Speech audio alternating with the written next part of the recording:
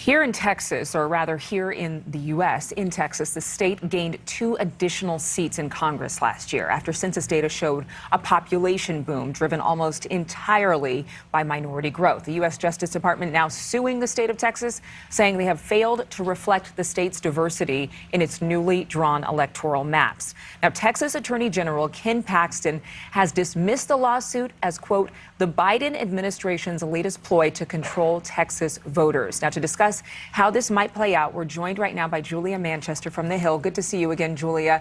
First of all, these are very strong claims to say that the state of Texas purposefully violated people's voting rights. Attorney General Merrick Garland alleging in this new suit that Texas's new maps were drawn with discriminatory intent. Can you explain all this?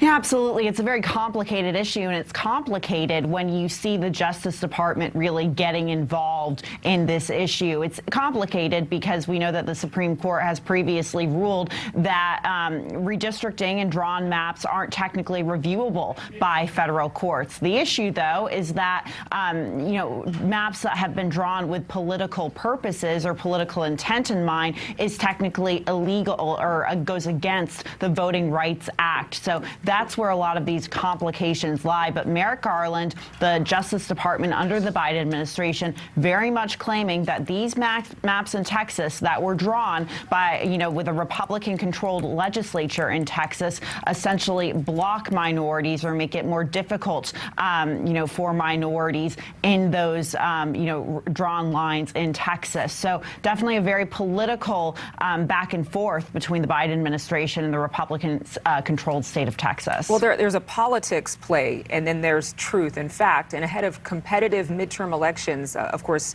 scheduled for 2022, obviously we've seen a lot of back and forth and a lot of vitriol, quite frankly, between both parties.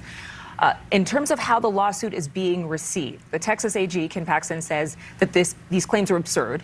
Governor Abbott is saying that this is a Democratic attack. What are Democrats and Republicans saying about these claims?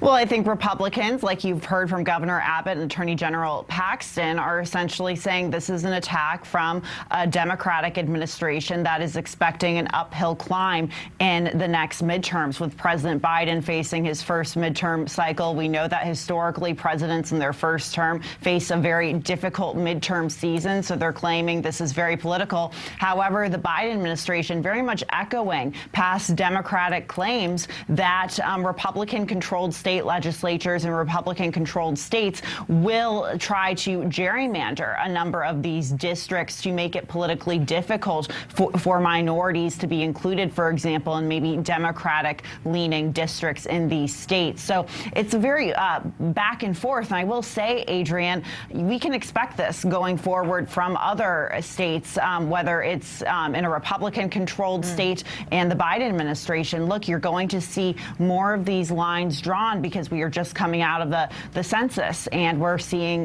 more new maps being proposed. Now, some states have independent redistricting committees. However, many of them are controlled by the party that's in power in the state legislature. Okay, we only have time for one more question. So just a quick sum up of how easy or difficult will it be for the DOJ to prove its case?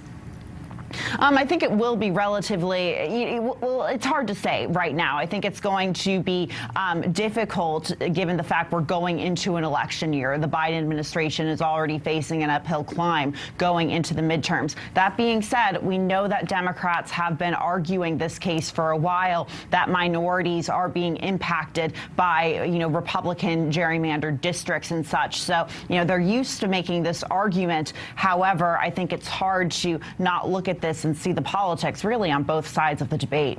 Julia, thank you so much. We appreciate you joining us as always. Thank you so much for watching. Make sure to click on the red subscribe button below so you can get more of NewsNation's fact-driven, unbiased coverage.